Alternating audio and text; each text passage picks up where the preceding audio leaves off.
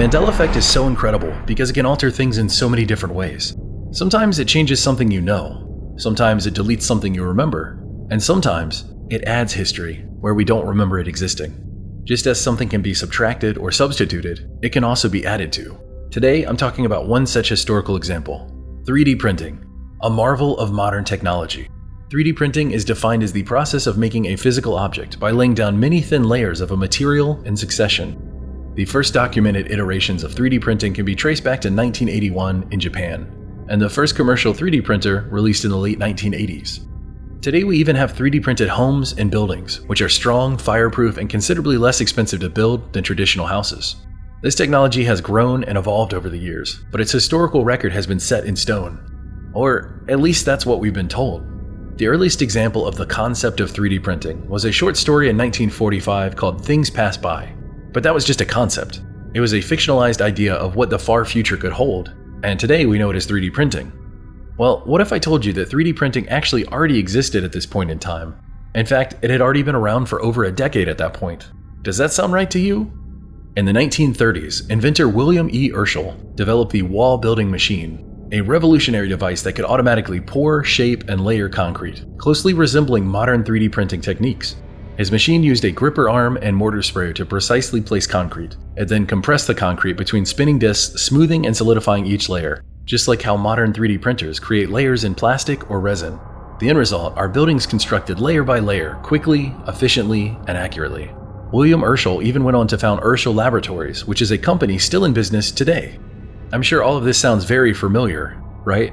How is it that most people believe 3D printing only emerged in the late 20th century, when a machine in the 1930s was already doing the same thing? This is nearly 100 years ago. My mind is absolutely blown away. How is it that the first real 3D printer was forgotten? Could this be another example of history being rewritten or changed? Or did this invention simply fade into obscurity until recently? I'll let you decide. Here's a quick Mandela effect regarding a UK band who was around from 1982 and disbanded in 2012. Who are they? Well, I'll give you a hint. Their biggest hit was called Tub Thumping. I get knocked down, but I get up again. If that song sounds familiar to you, you've probably already thought of what the band's name is. Is it Chumbawumba? Or is it Chumbawamba? Okay, this one is trippy. Many people seem to believe that the band is called Chumbawamba, and those people are shockingly incorrect. It turns out that the band is called Chumbawamba, with an A instead of a U. I know, hearing this, it feels like you got knocked down, but you'll get up again. We'll get through this. For some strange reason, many people have been mispronouncing their name for decades. In articles, in band interviews, in comments and forums. It's just weird. One of my favorite examples comes from a newspaper clipping where it shows the CD's artwork, which says Chumbawamba on it, and underneath it, it says Chumbawamba. I get it. Mistakes happen, errors happen, misspoken words and misspelled names happen. It's natural. But it makes me wonder why so many people all came to the same wrong conclusion. That's what really throws me off and is honestly one of my favorite details regarding the Mandela effect. It's like huge swaths of people are all wrong, but in the exact same way. Is it just incredibly similar thinking patterns that led us all to the same wrong conclusion, the same way at the same time, or did something change? I'll let you decide. I'm sure you've heard the phrase Debbie Downer before, right? It's a common expression that's been around forever to describe a negative, pessimistic person. Someone who is constantly bringing down the mood of a group with negative comments or a pessimistic outlook, which often ruins the fun or enthusiasm of others. You'll be out with friends and one of them always has something negative to say. There's always a problem, there's always a situation. Come on, stop being such a Debbie Downer. Well, what if I told you that this phrase was actually relatively new? In fact, so new that it didn't exist before 2004. At least, that's what we're told to believe. It turns out this phrase hasn't been around forever, as a lot of you probably believed. But as it goes now, this phrase came from a Saturday Night Live sketch from 2004, but many online swear that it existed before that. Now, there are many people that remember using this phrase long before 2004. Some claim that it was back in the 90s, some claim even earlier, some even recalling it as a common slang term. Diving deeper, there is nothing online regarding its existence before 2004, which is deeply unsettling to many. I found many instances for Negative Nancy, Negative Nellie, but not one for Debbie Downer, outside of a person actually named Debbie Downer, wife of Edward Downer, who were guests at the Senate floor in California in 1945. So it seems like everyone is apparently misremembering knowing this phrase. It seemingly didn't exist before 2004, and there's unfortunately no evidence to argue otherwise other than our memories. Did this exist before SNL? And if it did, where did you hear it? It feels like there was a time before the internet, and now there's a time after, and this great divide between the two is still affecting us to this day. Interestingly enough, this isn't the first phrase I've covered with a similar story. Years ago, I talked about how the bucket list was a term that apparently didn't exist until the 2007 movie The Bucket List. A ton of people to this day claim to remember that phrase from back in the day, and yet again, there isn't any evidence to prove it. It's honestly so creepy how this keeps happening. Here's a little bonus segment I wanted to talk to you all about. Do you remember Domino's having a stuffed crust pizza? Apparently a lot of people remember this. I looked into this over the last few days, and while the UK has a stuffed crust pizza, the United States of America never has. Until now. Check out this ad I recently got. Many people swear they've had stuffed crust pizza from Domino's before, so we invited some of them to a little taste test. Oh, that is the Domino's stuffed crust that you've said you've had in the past. Where's the pizza? Domino's has never made a stuffed crust pizza before. I'm at a loss for words. Until now, that is. Introducing Domino's first ever stuffed crust pizza. At long last, Domino's is introducing stuffed crust pizza. That's right, our first ever. And it's stuffed with melty cheese. Weird, right? So I'm not claiming this is a Mandela effect, but it's got the possibility of becoming one if enough people remember this existing.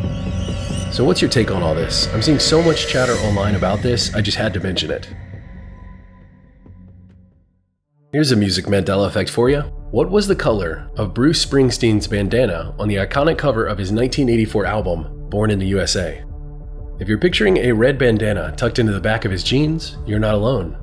That's how thousands of people very clearly remember it. But here's where things get weird. It's still red. It's just not a bandana anymore.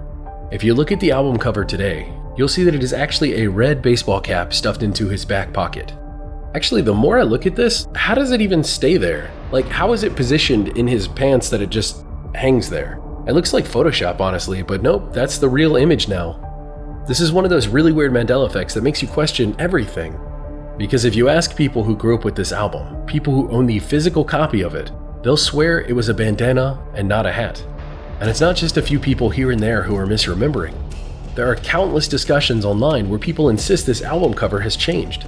Not only that, many claim they even remember specific details about the bandana, like its pattern or the way it's folded, and yet now it's a hat. Go check your copies, search online, it doesn't matter. They all show the same thing now, a red baseball cap. Is that what you remember? How many versions of the 10 Commandments are there? If you're like most people, you're probably thinking just one, right? After all, they're called the 10 Commandments, not the 20 Commandments. But what if I told you that's not the case? In fact, there are two completely different sets of 10 Commandments in the Bible. And here's the strange part. In Exodus 34:28, the Bible itself calls the lesser-known version of the two the actual 10 Commandments. So the ones you think you know, well, those aren't the 10 Commandments. Let me explain. The famous commandments, the ones you probably already know about, those are in Exodus 20. You know them: don't steal, don't kill, honor your mother and father, the list goes on. But here's the way it goes now. After Moses smashed the first set of tablets, in anger over the golden calf incident, he returned to Mount Sinai and received a new set of commandments. Only they were completely different. Instead of moral laws like he was given the first time before he broke those tablets, these new ones were ritualistic rules about sacrifice, feasts, and food preparation. Here are those verses. Now, it's very wordy, so I'll break down what each one is essentially saying. 1. Thou shalt worship no other God, for the Lord whose name is jealous is a jealous God. Now, if you've been watching my channel for a while, you'll know that this one was actually covered in my Bible Mandela effects video, because many people don't actually remember the Bible saying what God's name is. It's apparently jealous. So this is just doubling down on that new Mandela effect. It's always fun how these Mandela effects are always so connected. Number 2, don't make any golden idols. Number 3, celebrate the pita bread festival. Number 4, every firstborn son must be sacrificed to God. Oh. Number 5, never go to church without an offering. Number 6, always observe the Sabbath. Number 7, celebrate the festival of weeks and the festivals of ingathering. 8, do not offer a blood sacrifice with anything made with yeast. And don't leave any Passover sacrifice until morning. Number 9, bring the best fruits as offerings. And finally, number 10, do not cook a young goat in its mother's milk. Everyone remembers these, right? Yeah? No? And here's where it somehow gets even weirder. In Exodus 34:28, the Bible explicitly refers to these as the 10 Commandments. Let that sink in for a second. The book that introduced the 10 Commandments to the world calls this obscure, lesser-known version the real 10 Commandments, yet almost no one remembers ever being taught this. And here's the thing, it's not hidden in some obscure text, it's right there in plain sight. But somehow it slipped through the cracks of history? So what do you think? Have these always been the real 10 Commandments? Everyone has heard of the original 10, but seemingly no one knows about the ones the Bible actually calls the 10 Commandments. Yet again, it feels like history is being quietly updated in the background, and all of us are left to scratch our heads. How is it that the Bible itself calls these unfamiliar commandments the 10 Commandments, yet almost no one remembers them? It's just amazing to me. So many people clearly remember the 10 Commandments being these moral principles, while the Bible now claims that they're actually a set of ritualistic laws. It just feels off. I'm not saying the original 10 aren't there, they are. They just get replaced later on in the story. It really makes me wonder, what else have we been getting wrong? Until next time, never stop searching.